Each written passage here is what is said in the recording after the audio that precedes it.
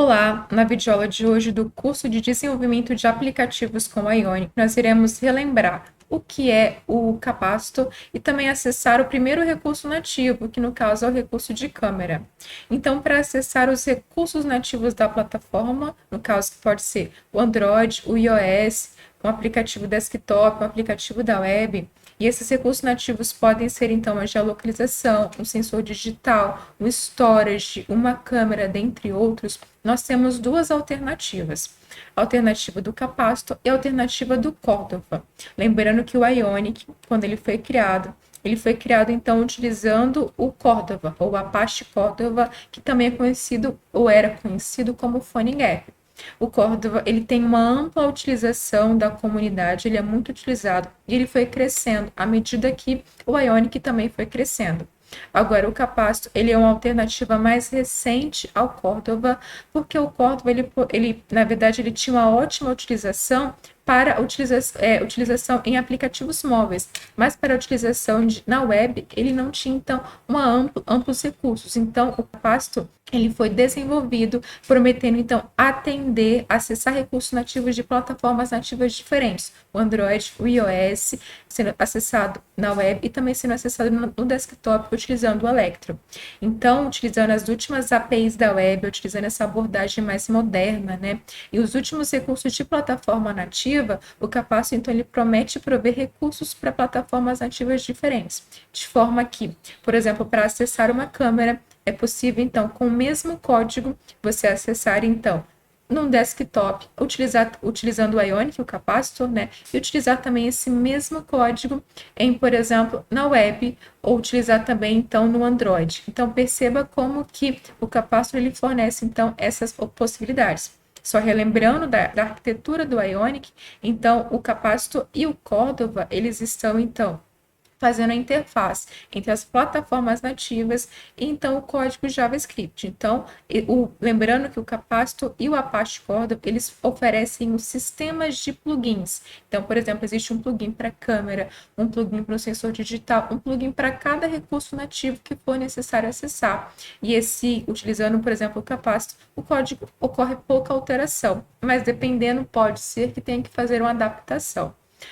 É possível também utilizar os dois, você pode escolher qual você utilizar. Nesse curso, nós vamos preferir utilizar o Capacitor por ser a versão mais recente, ter uma documentação muito boa e agora também tem sido com essa ampla utilização da comunidade. Para fazer a integração de um aplicativo Ionic para a utilização do Capacitor, é possível, então, fazer quando o projeto já é criado ou depois que esse projeto foi criado.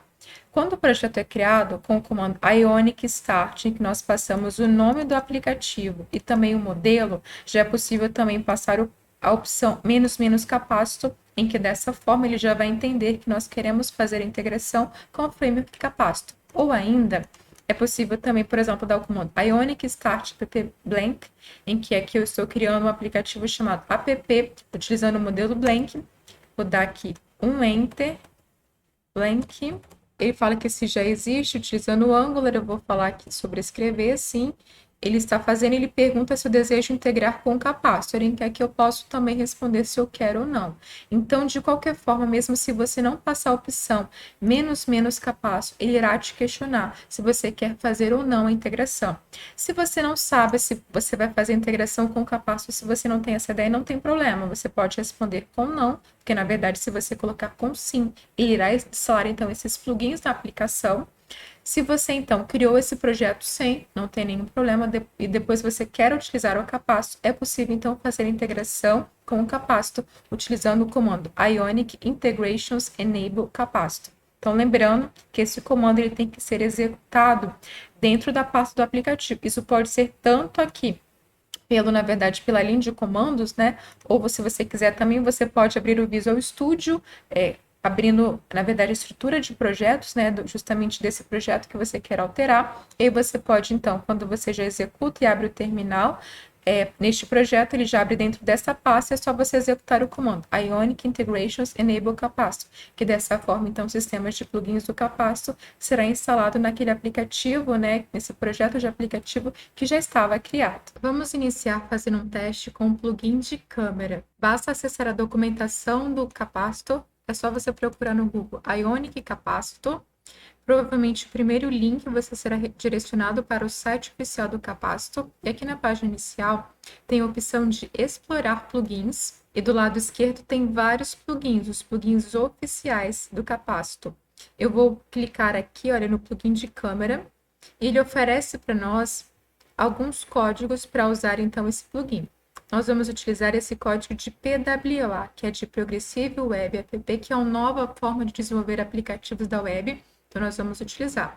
E ele já vem falando que antes de nós utilizarmos esse plugin, será necessário de trabalhar com o PWA Elements, que é um plugin necessário para trabalhar com a câmera e outros plugins. E antes disso, eu vou integrar, então, esse meu projeto com o Capacitor, Ionic Integrations Enable Capacitor, porque eu não me recordo se eu integrei ou não. Então, na via das dúvidas, eu integro novamente. E aqui na documentação do Capacitor, então, ele fala, olha, que alguns plugins como câmera, como touch, eles requerem que esse plugin de PWA seja instalado, porque ele proverá alguns elementos que serão utilizados ali na tela. Para integrar, então, a primeira coisa que precisa ser feito é importar ou instalar esse plugin de PWA.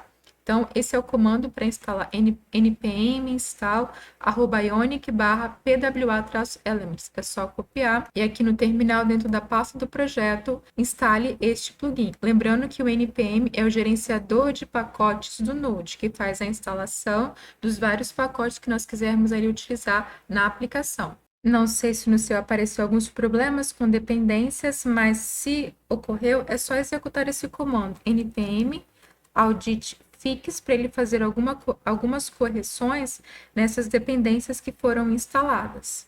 Esse comando ele vai demorar um pouquinho. Prontinho, depois de executar o comando, algumas vulnerabilidades já foram então acertadas. Depois de instalar então esse plugin, é necessário importá-lo. Ele apresenta aqui alguns códigos, se utilizando o React. No nosso caso, nós estamos utilizando o Angular. Então, no Angular, nós vamos abrir o arquivo main.ts e aqui ele já apresenta algum código, porque esses são códigos que já existem dentro desse arquivo. E eu já sei especificamente que nós precisamos então copiar este daqui, que é para importar o Define Custom Elements desse plugin que nós acabamos de instalar. Então, aqui no arquivo fica dentro de src main.ts. Então, depois de todos os importes, importe também este Define Custom Elements. E, por último, esse aqui, ó, esse Define Custom Elements, a gente define, então, que a janela irá, então, fazer o bootstrap deste plugin, ok? É só colar, então. Então, primeira coisa, nós já importamos este plugin para a aplicação. Se você tiver com a Ionic Server executando antes de instalar o plugin, então cancele e inicie de novo a Ionic Server, porque com certeza ele irá aparecer um erro para você, porque nós alteramos um arquivo importante que faz o carregamento do Ionic, ok? Então, especificamente para essa situação, cancele o servidor se estiver executando e inicie novamente. Vamos continuar então o desenvolvimento desse aplicativo.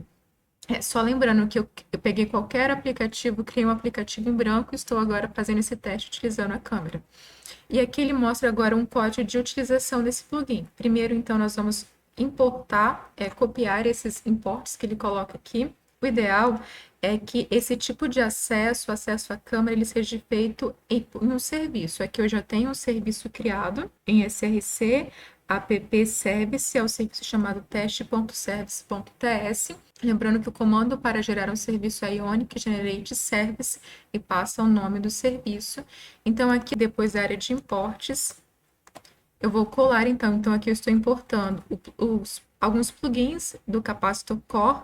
Estou importando especificamente o plugin Camera Result Type, e aqui eu estou, através de uma desestruturação, eu estou importando o plugin Câmeras, que está dentro de plugins que já foi importado aqui do Capacitor Core. Vou copiar esse código aqui, que é um código para ele tirar uma foto. Depois, o método construtor, então, desse serviço, eu colo esse código. Nós podemos excluir esse código aqui, porque aqui ele iria pegar o caminho da imagem e não iria fazer nada com ela, mas esse código aqui, ele é suficiente, então, para tirar uma foto. Lembrando que nós, então, colocamos esta função de tirar uma foto dentro do serviço. Nós vamos acessar agora o serviço dentro da nossa página principal, que no meu caso é a página homepage.ts e aqui dentro de homepage.html. Eu já coloquei aqui um fab button que ele aparece aqui, olha, um Fab Button com uma câmerazinha. E antes de utilizar esse serviço, se você já não fez, é necessário então em app modules.ts, é necessário aqui no decorator do ngModule cadastrar aquele serviço, que no meu caso é o teste service, como um provedor de serviço. Como eu coloquei no módulo raiz, ele será então disponibilizado para toda a aplicação. Aqui então eu já importei o teste service e aqui ele também tem um import desse serviço. Agora, então, dentro da página homepage.ts, é necessário importar esse serviço. Primeiro, eu vou injetá-lo aqui no método construtor private test service, que é do tipo test service. Se eu dou um enter, ele já importa lá em cima. Então, eu só importo aqui. E agora, dentro do meu Fab Button, dentro de homepage.html, aqui dentro de IonFab Button, eu vou colocar um método de clique para chamar então teste service. Ele vai dar, ele não estou conseguindo acessar, porque eu coloquei ele como private, ele tem que ser público, senão eu não consigo acessá-lo de outro arquivo. Então, teste service, perceba que agora ele permite, então, ponto take picture. Então, que é um método que ele está cadastrado lá no serviço. Agora, se eu clicar, então, nesse botão, ele aparece a câmera para mim. Então, aqui eu vou tirar uma foto, eu posso excluí-la ou salvar a foto. Voltando aqui na função que ele mostrou como exemplo, take picture, só recapitulando que na constante chamada imagem, nós então estamos pegando uma informação desse plugin câmera que ele foi declarado lá em cima.